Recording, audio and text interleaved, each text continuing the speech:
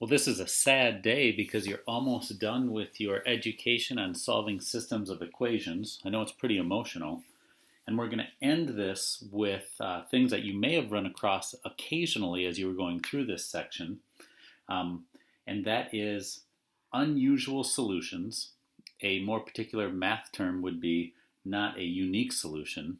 But basically, you'll see what this jibber jabber means as we go through this. Let's go back to earlier in the year when you were just solving regular equations.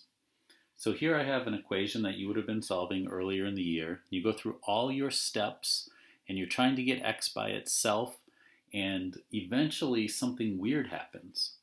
Your x disappears and you end up with something unusual. And in this case you ask yourself, well, okay, I'm stuck. This is what I have. Is this true or false?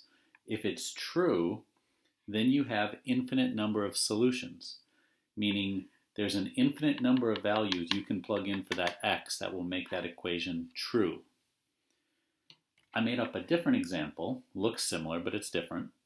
And as you work through that, eventually something weird happens, the x's go away, and you end up with a false statement, and you were taught earlier in the year, maybe even a different year, that's called no solution, meaning there's no x in the world that you can come up with to plug into that equation to make the equation work. Well, these are unusual solutions or not a unique solution. A unique solution would be like x equals 4. That's one unique solution. Unique means one of a kind. And now with systems of equations, a unique solution would be, say, x equals 4, y equals negative 2. That's a unique solution because it's one combination of x and y that would make it work. Weird things happen, so sometimes you get an unusual solution, you don't get a unique solution. So I'm going to show you how that comes into play with our method that we're learning for systems. Let's start with the graphing method. In the graphing method, you learn that you're going to graph one line, and then you're going to graph another line, and you're going to look for their intersection point. But if it so happens that the second line falls right on top of the first line, then they're intersecting a bazillion times, thus we call that an infinite number of solutions. In a different example, you might graph your first line, and then when it comes time to graph your second line, it turns out that it runs perfectly parallel to the first line, and it never intersects, so you would call that no solution.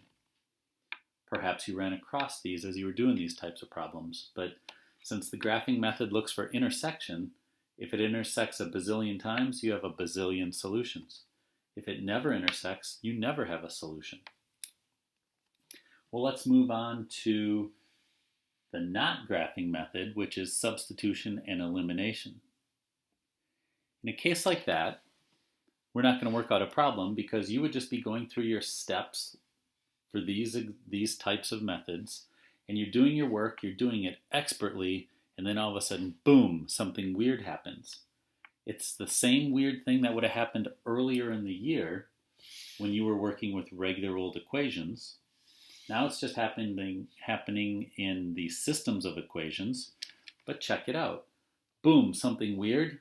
3 equals 7, that doesn't seem right. That's a false statement, so your answer would be no solution.